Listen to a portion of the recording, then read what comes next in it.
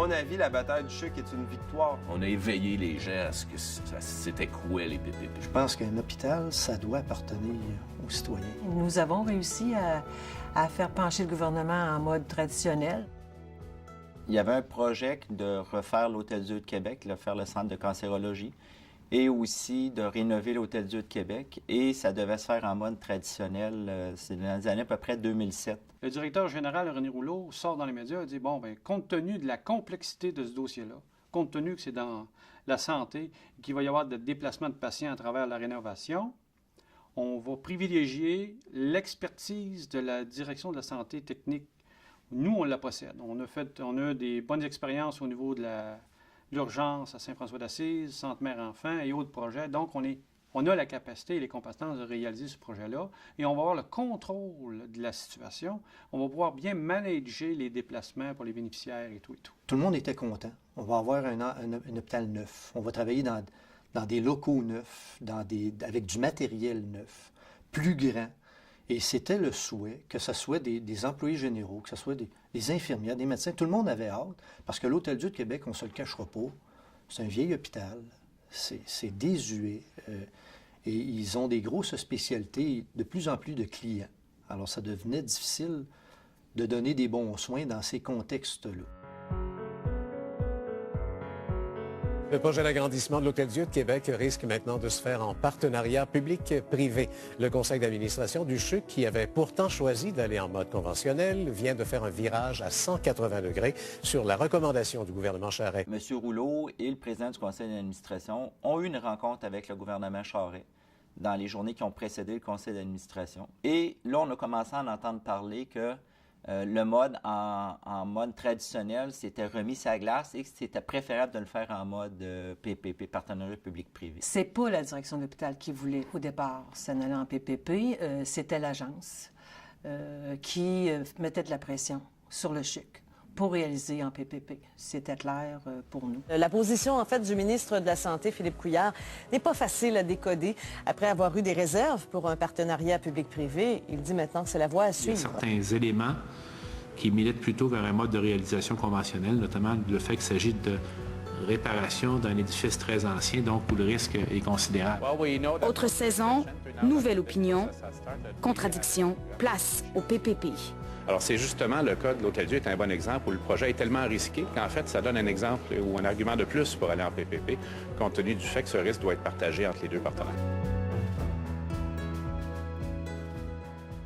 On a eu très rapidement en mode traditionnel et flou de même, tu te revires de bord et là, c'est en mode PPP. Les gens du conseil d'administration connaissent pas trop qu'est-ce que c'est en mode partenariat public-privé.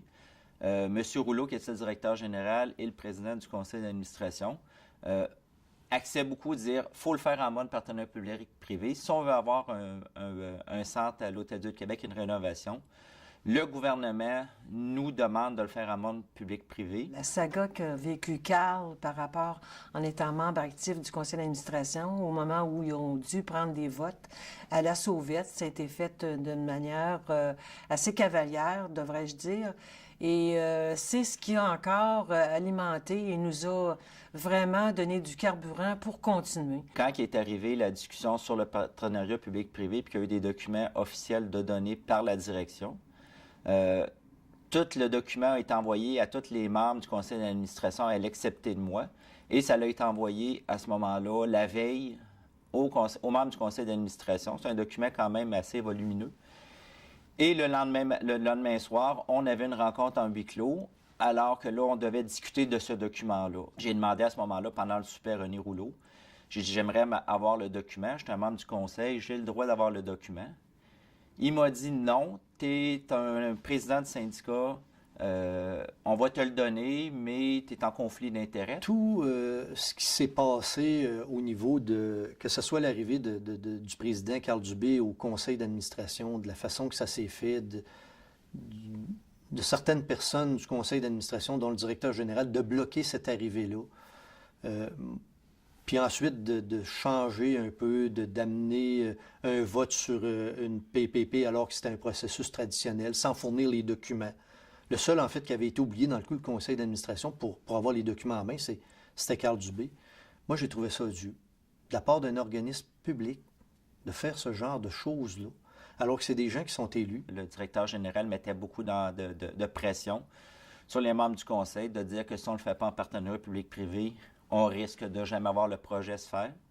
Donc, les gens ont voté pour. Moi, j'ai voté contre. Quand j'ai donné ma démission, bien, je l'ai réfléchi parce que je me suis dit je vais avoir plus de facilité d'aller poser des questions après que d'être sur un conseil d'administration ou alors qu'on cache l'information. J'aimais mieux retourner comme président de syndicat dans ma section locale et d'aller au conseil d'administration et pouvoir dire ce que je veux. Il y a à nouveau une sortie médiatique. Et là, quelle surprise!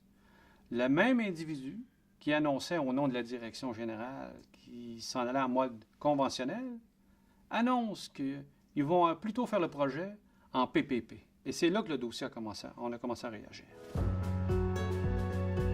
Au SCFP, on va avoir un support. On a un coffre d'outils important et on va aller chercher les ressources qui nous sont nécessaires. Comme vous autres, je n'ai pas plus l'expertise. Je ne suis pas un fiscaliste, je ne suis pas un spécialiste des PPP. On va aller chercher, on va commencer par le service d'information du SCFP. On va parler après ça de notre service de recherche et on va se monter un plan d'action pour suivre ce dossier-là de A à Z. Le CPAS, on dit on va venir en aide, on va les aider un peu, puis on va se faire une étude par le professeur Pierre Hamel de l'Institut national de recherche scientifique, je crois. Il nous a fait un document de 300 quelques pages, puis en fin de compte, ça s'appelait les PPP, un pari risqué. On veut avoir une étude qui ne soit pas partisane, de façon à s'assurer que si on fait un débat public, on ne se fasse pas ramasser de par les premières sorties médiatiques en disant « ce que vous dites, là, c'est pas vrai. Ce que vous dites, c'est biaisé parce que c'est quelqu'un qui est pro-syndical. » Ce qu'on appelle les PPP présentement, c'est un truc un petit peu particulier. On fait, c'est des gouvernements qui font appel au privé pour de la prestation de services. La particularité de la forme actuelle, c'est que les contrats sont beaucoup plus longs. On était habitué jusque dans les années 80-90, on va dire, à des contrats qui, des fois, étaient renouvelables chaque année ou d'autres fois qui allaient jusqu'à 5 ans, mais c'était quand même assez rare. Et là, on a des contrats qui peuvent courir sur 25, 30, 39 ans, qui peuvent aller même au-delà. Et l'autre, alors, il y a deux particularités. Les contrats qui sont un petit peu plus longs, qui peuvent durer sur plus de 25 ans, et un financement privé. Dans les premières années, c'est le privé qui amenait la totalité des fonds. Et les gouvernements, les donneurs d'ordre, se bornaient à verser chaque année l'équivalent d'un loyer en fonction de ce qui leur était rendu disponible. Les plus vieux hôpitaux en PPP du monde, c'est les hôpitaux britanniques, et ils n'ont pas 10 ans d'âge. Donc, on est assez mal pris pour faire un bilan de l'opération des hôpitaux. Il y a déjà des choses qui ressortent. Il y a eu cet automne des trucs qui étaient, disons donc, déjà un peu connus, mais qui sont parus un peu plus clairement dans la presse britannique. Des consortiums qui présentent des factures salées pour remplacer une ampoule, pour poser un panneau d'affichage, pour des petits détails d'ajustement. Mais voyez, on va vraiment connaître notre malheur dans les années qui viennent quand vont venir les réels besoins de transformation. Parce qu'un hôpital, c'est quelque chose qui bouge, qui évolue. Il y a des maladies qu'on connaît mal, il y a des protocoles de soins qui n'existent pas, il y a des machines pour traiter les gens dont on n'a pas encore idée de ce que ça va être, puis ça n'a pas encore été inventé. Il y a donc un hôpital, c'est un truc qui est appelé à évoluer grandement. Si on combine ça avec la caractéristique d'un PPP qui est de durer sur plusieurs années, on peut s'imaginer très facilement, ça ne peut pas faire autrement, qu'il va forcément y avoir de très grandes transformations qui devront être apportées aux hôpitaux. Et là, on va, si ce qu'on voit un peu maintenant se maintient, on va voir que ça coûte extraordinairement cher de faire modifier un hôpital en cours de route quand vous devez faire affaire avec vous pouvez pas, il n'y a pas un appel à la concurrence. Vous faites affaire avec un consortium et là, lui, il vous charge évidemment le gros prix. Monique Jérôme Forget, avec l'agence des PPP, voulait démontrer qu'une gestion privée des services publics allait être plus efficace. En fait, en théorie économique, dans les modèles les plus classiques de la théorie économique, le privé n'est pas nécessairement le plus efficace. Ce qui apporterait des gains d'efficacité, c'est la concurrence. Bon. La concurrence, par exemple, au marché Jean Talon, où il y a plusieurs détaillants de fruits et légumes, ça va. Par contre, pour un méga-hôpital, par exemple pour la rénovation d'un des plus vieux hôpitaux d'Amérique du Nord, ici à Québec, il y a très peu d'entreprises qui peuvent le faire. Et donc, la concurrence sera très limitée. Vous aurez 2 ou 3 joueurs et ce sera certainement les plus gros. Donc, il y a un risque ici de collusion. La principale qualité d'un hôpital, c'est l'adaptabilité, sa capacité à être modifiable. De quoi va avoir l'air la médecine hospitalière dans 10 ans, dans 20 ans, dans 30 ans? Si on se reporte un petit peu en arrière, qu'est-ce que c'était la micro-informatique il y a 30 ans? La capacité de calcul qu'on avait dans une pièce de 100 mètres carrés, on l'a maintenant dans un petit téléphone ou dans une tablette. Qu'est-ce que ça va être la médecine dans 20 ans?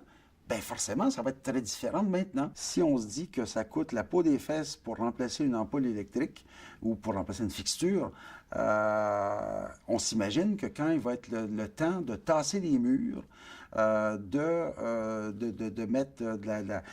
changer la pression dans des chambres, dans une aile, de les isoler, on peut s'imaginer qu'à ce moment-là, ça va coûter très cher. Le mode PPP signifie locataire. Et il y a tellement de changements dans un hôpital, il y a tellement de décisions à prendre, de réparations à faire, de toutes sortes, des changements à améliorer pour donner le service à la clientèle, que rien que cette notion de locataire était impensable pour nous parce que ça rendait les dirigeants, la direction de l'hôpital tributaire du propriétaire, entre guillemets. L'agence des PPP, c'était, la façon que j'analyse ça, c'était une agence de marketing, finalement, pour vendre les PPP à la population et tout faire en PPP. Elles ont le même mandat qu'Infrastructure Québec aujourd'hui, soit faire des analyses de valeur ajoutée afin de conseiller un mode de réalisation aux différents ministères. Par exemple, si vous voulez construire un hôpital, vous alliez voir l'agence des PPP, mais à l'époque, l'agence des PPP, non seulement vous faisait une analyse de valeur ajoutée, mais vous faisait également une forme de marketing là, où est-ce que vous pouviez vanter les mérites des PPP. Suite à l'échec de l'image des PPP au Québec, grâce notamment au SCFP qui a fait campagne contre les PPP, ils ont changé leur fusil d'épaule. Ils ont décidé de créer Infrastructure Québec, qui lui propose plusieurs modes. Et donc, ils ne vont pas seulement étudier le mode PPP, mais également le mode clé en main et le mode conventionnel. On doit pouvoir avoir accès aux contrats. On doit pouvoir avoir accès aux analyses de valeur ajoutée qui sont faites par Infrastructure Québec ou l'agence des PPP. Ce n'est pas le cas. Avec un PPP, tout devient secret. On ne peut pas y avoir accès, même si c'est un service public payé avec l'argent public. Donc ça pose un problème de transparence et à long terme, on aura nécessairement un problème de gouvernance. Lorsqu'un ministère ou un ministre décide d'aller en PPP ou en conventionnel, on peut le croire qu'il le fait de bonne foi et que sa décision est rationnelle.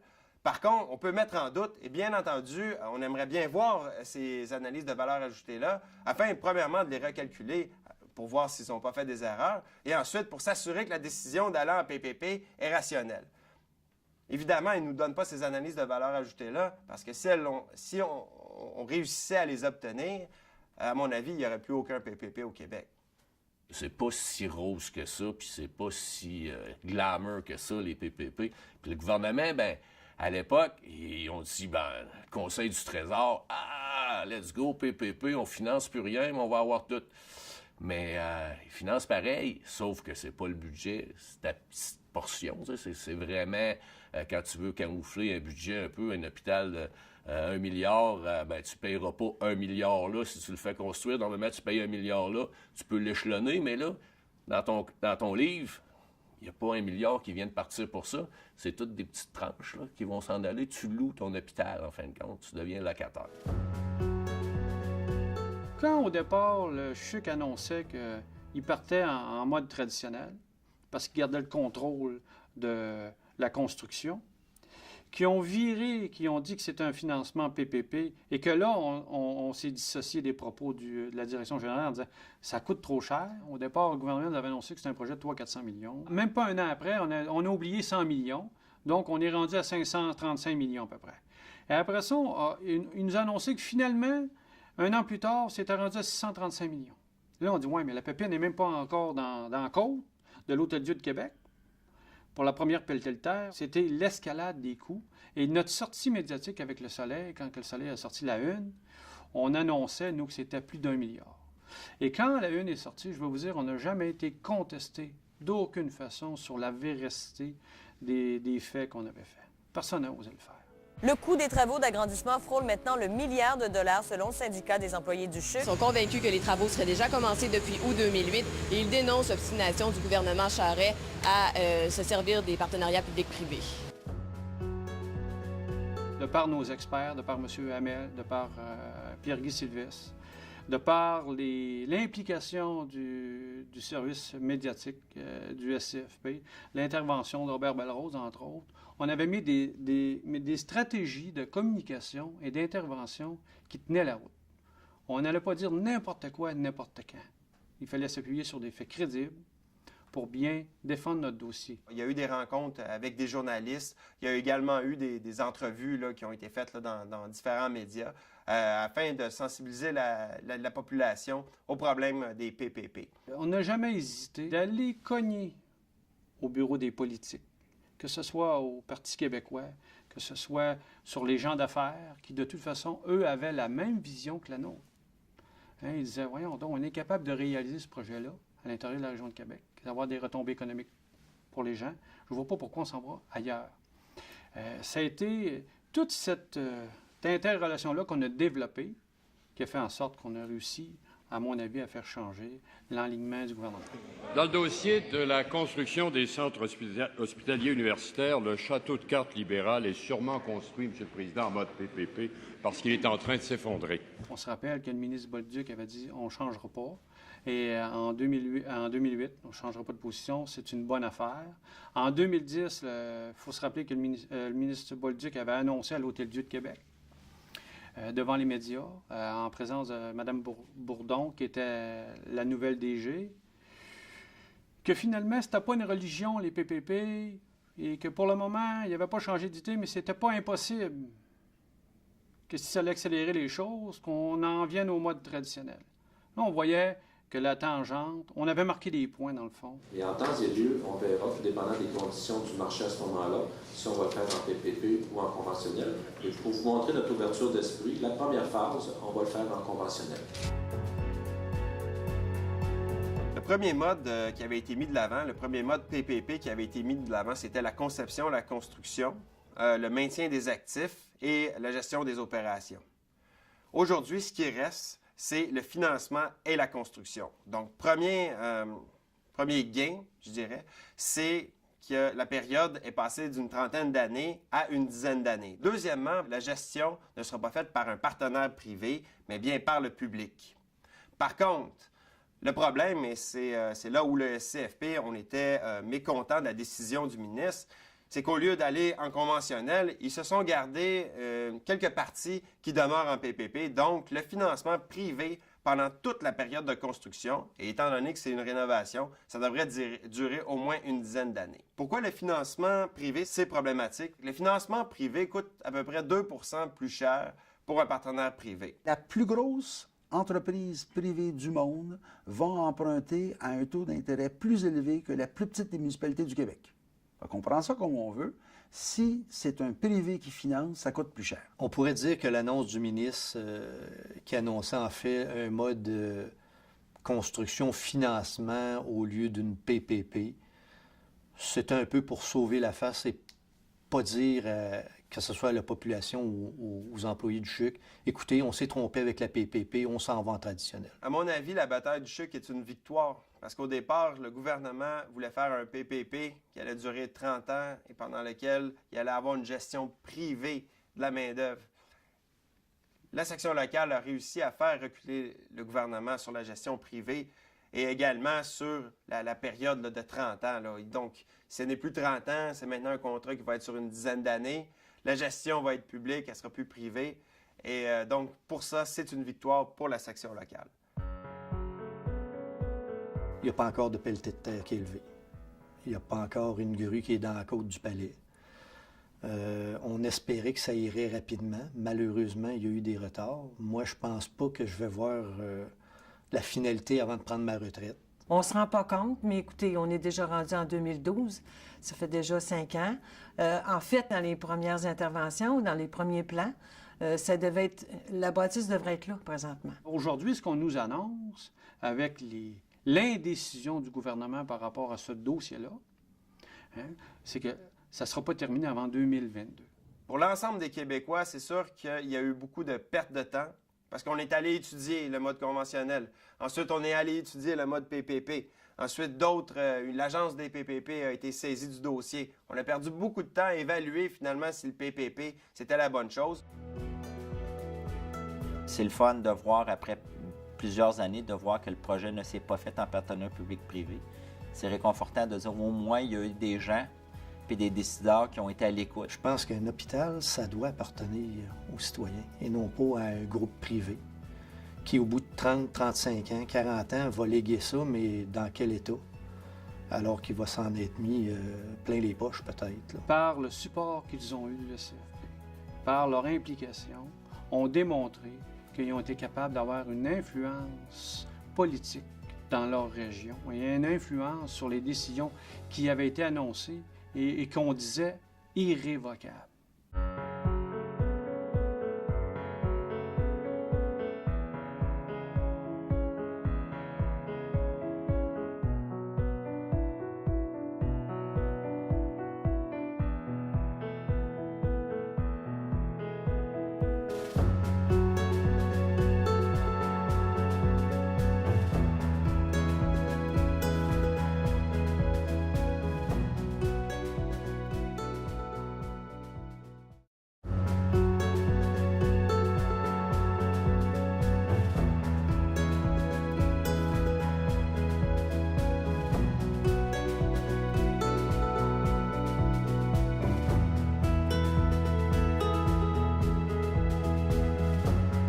À mon avis, la bataille du CHUC est une victoire. On a éveillé les gens à ce que c'était quoi les PPP. Je pense qu'un hôpital, ça doit appartenir aux citoyens. Nous avons réussi à faire pencher le gouvernement en mode traditionnel. Il y avait un projet de refaire l'Hôtel-Dieu de Québec, de faire le centre de cancérologie, et aussi de rénover l'Hôtel-Dieu de Québec. Et ça devait se faire en mode traditionnel. C'est dans les années à peu près 2007. Le directeur général, René Rouleau, sort dans les médias et dit, bon, bien, compte tenu de la complexité de ce dossier-là, compte tenu que c'est dans la santé, qu'il va y avoir des déplacements de patients à travers la rénovation, on va privilégier l'expertise de la direction de la santé technique. Nous, on la possède. On a des bonnes expériences au niveau de l'urgence à Saint-François-d'Assise, Centre Mère-Enfant et autres projets. Donc, on a la capacité et les compétences de réaliser ce projet-là et on va avoir le contrôle de la situation. On va pouvoir bien manager les déplacements pour les bénéficiaires et tout et tout. Tout le monde était content. On va avoir un hôpital neuf. On va travailler dans des locaux neufs, avec du matériel neuf, plus grand. Et c'était le souhait que ce soit des employés généraux, que ce soit des infirmières, des médecins. Tout le monde avait hâte, parce que l'Hôtel-Dieu de Québec, on ne se le cachera pas, c'est un vieil hôpital, c'est désuet, et ils ont des grosses spécialités, de plus en plus de clients. Alors, ça devenait difficile de donner des bons soins dans ces contextes-là. Le projet d'agrandissement de l'Hôtel-Dieu de Québec risque maintenant de se faire en partenariat public-privé.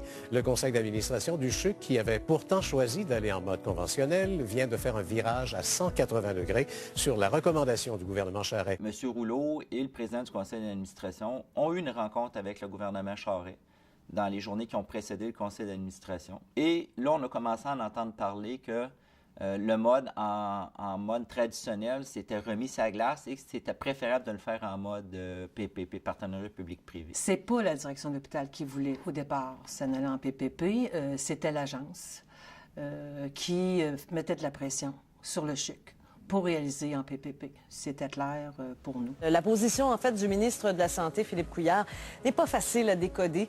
Après avoir eu des réserves pour un partenariat public-privé, il dit maintenant que c'est la voie à suivre. Il y a certains éléments qui militent plutôt vers un mode de réalisation conventionnel, notamment le fait qu'il s'agit de réparation d'un édifice très ancien, donc où le risque est considérable. Autre saison, nouvelle opinion, contradiction, place au PPP. Alors, c'est justement le cas de l'Hôtel-Dieu est un bon exemple où le projet est tellement risqué qu'en fait, ça donne un exemple ou un argument de plus pour aller en PPP, compte tenu du fait que ce risque doit être partagé entre les deux partenaires. On a eu très rapidement en mode traditionnel et flou de même, tu t'en reviens de bord et là, c'est en mode PPP. Les gens du conseil d'administration connaissent pas trop qu'est-ce que c'est en mode partenariat public-privé. M. Rouleau, qui est le directeur général, et le président du conseil d'administration, axaient beaucoup de dire qu'il faut le faire en mode partenariat public-privé. Si on veut avoir un centre à l'Hôtel-Dieu de Québec, une rénovation, le gouvernement nous demande de le faire en mode public-privé. La saga qu'a vécu Carl par rapport en étant membre actif du conseil d'administration, au moment où ils ont dû prendre des votes à la sauvette, ça a été fait d'une manière assez cavalière, devrais-je dire. Et c'est ce qui a encore alimenté et nous a vraiment donné du carburant pour continuer. Quand il est arrivé la discussion sur le partenariat public-privé puis qu'il y a eu des documents officiels de données par la direction, tout le document a été envoyé à tous les membres du conseil d'administration, à l'excepté de moi, et ça a été envoyé à ce moment-là, la veille, aux membres du conseil d'administration. C'est un document quand même assez volumineux. Et le lendemain soir, on avait une rencontre en huis clos, alors que là, on devait discuter de ce document-là. J'ai demandé à ce moment-là, pendant le souper à René Rouleau, j'ai dit, j'aimerais avoir le document. Je suis un membre du conseil, j'ai le droit d'avoir le document. Il m'a dit, non, tu es un président de syndicat, on va te le donner, mais tu es en conflit d'intérêts. Tout ce qui s'est passé au niveau de, que ce soit l'arrivée du président Carl Dubé au conseil d'administration, de la façon que ça s'est fait, de certaines personnes du conseil d'administration, dont le directeur général, de bloquer cette arrivée-là. Puis ensuite de changer un peu, d'amener un vote sur une PPP alors que c'était un processus traditionnel, sans fournir les documents. Le seul, en fait, qui avait été oublié dans le coup du conseil d'administration pour avoir les documents en main, c'était Carl Dubé. Moi, j'ai trouvé ça dû, de la part d'un organisme public, de faire ce genre de choses-là, alors que c'est des gens qui sont élus. Le directeur général mettait beaucoup de pression sur les membres du conseil de dire que si on ne le fait pas en partenariat public-privé, on risque de jamais voir le projet se faire. Donc, les gens ont voté pour. Moi, j'ai voté contre. Quand j'ai donné ma démission, je l'ai réfléchi parce que je me suis dit, je vais avoir plus de facilité d'aller poser des questions après que d'être sur un conseil d'administration ou alors qu'on cache l'information. J'aimais mieux retourner comme président de syndicat dans ma section locale et d'aller au conseil d'administration et pouvoir dire ce que je veux. Il y a à nouveau une sortie médiatique. Et là, quelle surprise! Le même individu qui annonçait au nom de la direction générale qui s'en allait en mode conventionnel, annonce qu'ils vont plutôt faire le projet en PPP. Et c'est là que le dossier on a commencé à réagir. Au SCFP, on va avoir un support. On a un coffre d'outils important et on va aller chercher les ressources qui nous sont nécessaires. Comme vous autres, je n'ai pas plus l'expertise. Je ne suis pas un fiscaliste, je ne suis pas un spécialiste des PPP. On va aller chercher, on va commencer par le service d'information du SCFP. On va parler après ça de notre service de recherche et on va se monter un plan d'action pour suivre ce dossier-là de A à Z. Le CPAS, on dit on va venir en aide, on va les aider un peu, puis on va se faire une étude par le professeur Pierre Hamel de l'Institut national de recherche scientifique, je crois.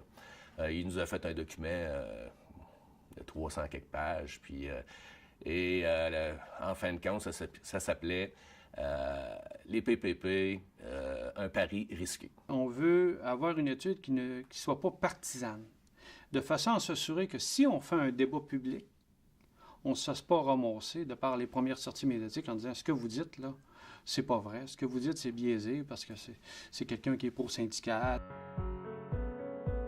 Ce qu'on appelle les PPP présentement, c'est un truc un petit peu particulier. On fait, c'est des gouvernements qui font appel au privé pour de la prestation de services. La particularité de la forme actuelle, c'est que les contrats sont beaucoup plus longs. On était habitué jusque dans les années 80, 90, on va dire, à des contrats qui, des fois, étaient renouvelables chaque année ou d'autres fois qui allaient jusqu'à 5 ans, mais c'était quand même assez rare. Et là, on a des contrats qui peuvent courir sur 25, 30, 39 ans, qui peuvent aller même au-delà. Et l'autre, alors, il y a deux particularités. Les contrats qui sont un petit peu plus longs, qui peuvent durer sur plus de 25 ans, et un financement privé. Dans les premières années, c'est le privé qui amenait la totalité des fonds. Et les gouvernements, les donneurs d'ordre, se bornaient à verser chaque année l'équivalent d'un loyer en fonction de ce qui leur était rendu disponible.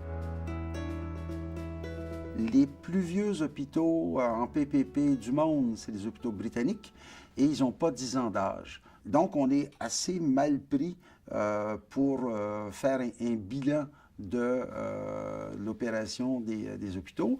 Il y a déjà des choses qui ressortent. Il y a eu cet automne des trucs qui étaient, disons donc, déjà un peu connus, mais qui sont parus un peu plus clairement dans la presse britannique. Des consortiums qui présentent des factures salées pour remplacer une ampoule, pour poser un panneau d'affichage, pour des petits détails d'ajustement. Mais voyez, on va vraiment connaître notre malheur dans les années qui viennent, quand vont venir les réels besoins de transformation, parce qu'un hôpital, c'est quelque chose qui bouge, qui évolue. Il y a des maladies qu'on connaît mal, il y a des protocoles de soins qui n'existent pas, il y a des machines pour traiter les gens dont on n'a pas encore idée de ce que ça va être, puis ça n'a pas encore été inventé. Il y a donc un hôpital, c'est un truc qui est appelé à évoluer grandement. Si on combine ça avec la caractéristique d'un PPP qui est de durer sur plusieurs années, on peut s'imaginer très facilement, ça ne peut pas faire autrement, qu'il va forcément y avoir de très grandes transformations qui devront être apportées aux hôpitaux. Et là, on va, si ce qu'on voit un peu maintenant se maintient, on va voir que ça coûte extraordinairement cher de faire modifier un hôpital en cours de route quand vous devez faire affaire avec... vous pouvez pas, il n'y a pas un appel à la concurrence. Vous faites affaire avec un consortium et là, lui, il vous charge évidemment le gros prix. Monique Jérôme Forget, avec l'agence des PPP, voulait démontrer qu'une gestion privée des services publics allait être plus efficace. En fait, en théorie économique, dans les modèles les plus classiques de la théorie économique, le privé n'est pas nécessairement le plus efficace. Ce qui apporterait des gains d'efficacité, c'est la concurrence. Bon. La concurrence, par exemple, au marché Jean Talon, où il y a plusieurs détaillants de fruits et légumes, ça va. Par contre, pour un méga hôpital, par exemple pour la rénovation d'un des plus vieux hôpitaux d'Amérique du Nord, ici à Québec, il y a très peu d'entreprises qui peuvent le faire. Et donc, la concurrence sera très limitée. Vous aurez 2 ou 3 joueurs et ce sera certainement les plus gros. Donc, il y a un risque ici de collusion. La principale qualité d'un hôpital, c'est l'adaptabilité, sa capacité à être modifiable. De quoi va avoir l'air la médecine hospitalière dans 10 ans, dans 20 ans, dans 30 ans? Si on se reporte un petit peu en arrière, qu'est-ce que c'était la micro-informatique il y a 30 ans? La capacité de calcul qu'on avait dans une pièce de 100 mètres carrés, on l'a maintenant dans un petit téléphone ou dans une tablette. Hein. Qu'est-ce que ça va être la médecine dans 20 ans? Bien, forcément, ça va être très différent de maintenant. Si on se dit que ça coûte la peau des fesses pour remplacer une ampoule électrique ou pour remplacer une fixture, on s'imagine que quand il va être le temps de tasser les murs, de mettre de changer la pression dans des chambres, dans une aile, de les isoler, on peut s'imaginer qu'à ce moment-là, ça va coûter très cher. Le mode PPP signifie locataire. Et il y a tellement de changements dans un hôpital, il y a tellement de décisions à prendre, de réparations à faire, de toutes sortes, des changements à améliorer pour donner le service à la clientèle, que rien que cette notion de locataire était impensable pour nous parce que ça rendait les dirigeants, la direction de l'hôpital tributaire du propriétaire, entre guillemets. L'agence des PPP, c'était, la façon que j'analyse ça, c'était une agence de marketing, finalement, pour vendre les PPP à la population et tout faire en PPP. Elles ont le même mandat qu'Infrastructure Québec aujourd'hui, soit faire des analyses de valeur ajoutée afin de conseiller un mode de réalisation aux différents ministères. Par exemple, si vous voulez construire un hôpital, vous alliez voir l'agence des PPP, mais à l'époque, l'agence des PPP, non seulement vous faisait une analyse de valeur ajoutée, mais vous faisait également une forme de marketing là, où est-ce que vous pouviez vanter les mérites des PPP. Suite à l'échec de l'image des PPP au Québec, grâce notamment au SCFP qui a fait campagne contre les PPP, ils ont changé leur fusil d'épaule. Ils ont décidé de créer Infrastructure Québec, qui lui propose plusieurs modes. Et donc, ils ne vont pas seulement étudier le mode PPP, mais également le mode clé en main et le mode conventionnel. On doit pouvoir avoir accès aux contrats. On doit pouvoir avoir accès aux analyses de valeur ajoutée qui sont faites par Infrastructure Québec ou l'agence des PPP. Ce n'est pas le cas. Avec un PPP, tout devient secret. On ne peut pas y avoir accès, même si c'est un service public payé avec l'argent public. Donc ça pose un problème de transparence et à long terme, on aura nécessairement un problème de gouvernance. Lorsqu'un ministère ou un ministre décide d'aller en PPP ou en conventionnel, on peut le croire qu'il le fait de bonne foi et que sa décision est rationnelle. Par contre, on peut mettre en doute, et bien entendu, on aimerait bien voir ces analyses de valeur ajoutée-là, afin, premièrement, de les recalculer pour voir s'ils n'ont pas fait des erreurs, et ensuite, pour s'assurer que la décision d'aller en PPP est rationnelle. Évidemment, ils ne nous donnent pas ces analyses de valeur ajoutée-là, parce que si on réussissait à les obtenir, à mon avis, il n'y aurait plus aucun PPP au Québec. C'est pas si rose que ça, puis c'est pas si glamour que ça, les PPP. Puis le gouvernement, à l'époque, ils ont dit, le Conseil du Trésor, let's go, PPP, on finance plus rien, mais on va avoir tout. Mais ils financent pareil, sauf que c'est pas le budget, c'est ta petite portion. C'est vraiment, quand tu veux camoufler un budget un peu, un hôpital de 1 milliard, tu ne payeras pas 1 milliard là si tu le fais construire. Normalement, tu payes 1 milliard là, tu peux l'échelonner, mais là, dans ton livre, il n'y a pas 1 milliard qui vient de partir pour ça. C'est toutes des petites tranches là, qui vont s'en aller. Tu loues ton hôpital, en fin de compte. Tu deviens locataire. Quand, au départ, le CHUQ annonçait qu'il partait en mode traditionnel, parce qu'il gardait le contrôle de la construction, qui ont viré, qui ont dit que c'était un financement PPP, et que là, on s'est dissocié des propos de la direction générale en disant « ça coûte trop cher ». Au départ, le gouvernement avait annoncé que c'était un projet de 300-400 millions. Même pas un an après, on a oublié 100 millions, donc on est rendu à 535 millions à peu près.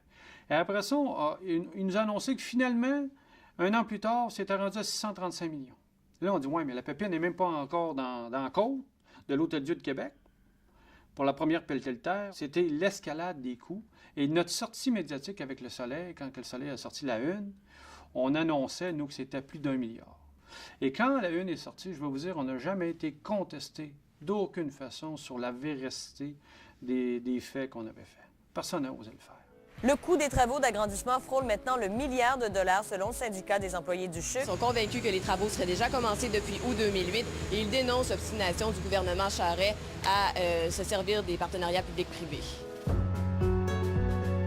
De par nos experts, de par M. Hamel, de par Pierre-Guy Sylvestre, de par l'implication du service médiatique du SCFP, l'intervention de Robert Belrose, entre autres, on avait mis des stratégies de communication et d'intervention qui tenaient la route. On n'allait pas dire n'importe quoi, n'importe quand. Il fallait s'appuyer sur des faits crédibles pour bien défendre notre dossier. Il y a eu des rencontres avec des journalistes. Il y a également eu des entrevues là, qui ont été faites là, dans différents médias afin de sensibiliser la population aux problèmes des PPP. On n'a jamais hésité d'aller cogner au bureau des politiques, que ce soit au Parti québécois, que ce soit sur les gens d'affaires, qui de toute façon, eux, avaient la même vision que la nôtre. Hein, ils disaient, voyons donc, on est capable de réaliser ce projet-là à l'intérieur de la région de Québec, d'avoir des retombées économiques pour les gens. Je ne vois pas pourquoi on s'en va ailleurs. Ça a été toute cette interrelation-là qu'on a développée qui a fait en sorte qu'on a réussi, à mon avis, à faire changer l'enlignement du gouvernement. Dans le dossier de la construction des centres hospitaliers universitaires, le château de cartes libéral est sûrement construit, M. le Président, en mode PPP, parce qu'il est en train de s'effondrer. On se rappelle que le ministre Bolduc avait dit « on ne changera pas ». Et en 2008, on ne changera pas de position, c'est une bonne affaire. En 2010, il faut se rappeler que le ministre Bolduc avait annoncé à l'Hôtel-Dieu de Québec, devant les médias, en présence de Mme Bourdon, qui était la nouvelle DG, que finalement, c'était pas une religion, les PPP, et que pour le moment, il n'y avait pas changé d'idée, mais c'était pas impossible que si ça allait accélérer les choses, qu'on en vienne au mode traditionnel. Là, on voyait que la tangente, on avait marqué des points dans le fond. Et en temps et lieu, on verra, dépendant des conditions du marché à ce moment-là, si on va le faire en PPP ou en conventionnel. Et pour vous montrer notre ouverture d'esprit, la première phase, on va le faire en conventionnel. Le premier mode qui avait été mis de l'avant, le premier mode PPP qui avait été mis de l'avant, c'était la conception, la construction, le maintien des actifs et la gestion des opérations.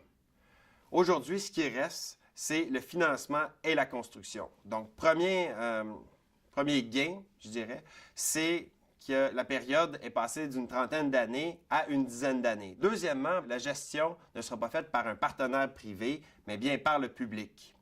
Par contre, le problème, et c'est là où le SCFP, on était mécontent de la décision du ministre, c'est qu'au lieu d'aller en conventionnel, ils se sont gardés quelques parties qui demeurent en PPP. Donc, le financement privé pendant toute la période de construction, et étant donné que c'est une rénovation, ça devrait durer au moins une dizaine d'années. Pourquoi le financement privé, c'est problématique? Le financement privé coûte à peu près 2 % plus cher pour un partenaire privé. La plus grosse entreprise privée du monde va emprunter à un taux d'intérêt plus élevé que la plus petite des municipalités du Québec.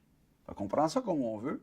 Si c'est un privé qui finance, ça coûte plus cher. On pourrait dire que l'annonce du ministre qui annonçait en fait un mode construction-financement au lieu d'une PPP, c'est un peu pour sauver la face et pas dire que ce soit à la population ou aux employés du CHUC, écoutez, on s'est trompé avec la PPP, on s'en va en traditionnel. À mon avis, la bataille du CHUC est une victoire. Parce qu'au départ, le gouvernement voulait faire un PPP qui allait durer 30 ans et pendant lequel il allait avoir une gestion privée de la main-d'œuvre.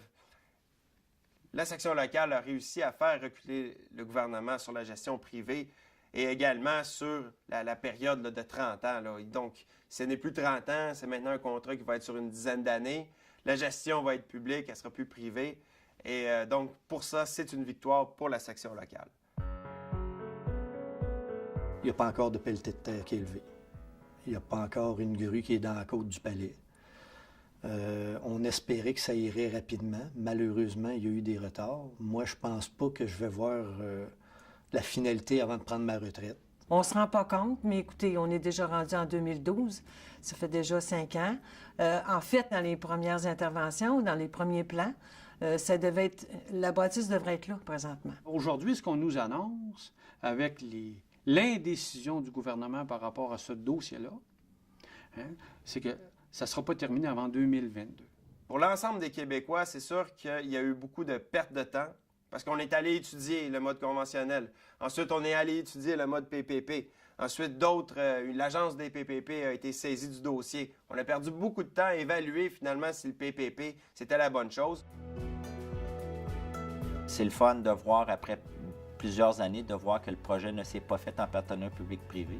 C'est réconfortant de dire au moins il y a eu des gens et des décideurs qui ont été à l'écoute. Je pense qu'un hôpital, ça doit appartenir aux citoyens et non pas à un groupe privé qui, au bout de 30, 35 ans, 40 ans, va léguer ça, mais dans quel état? Alors qu'il va s'en être mis plein les poches, peut-être. Par le support qu'ils ont eu du CFP, par leur implication, ont démontré qu'ils ont été capables d'avoir une influence politique dans leur région et une influence sur les décisions qui avaient été annoncées et qu'on disait irrévocables.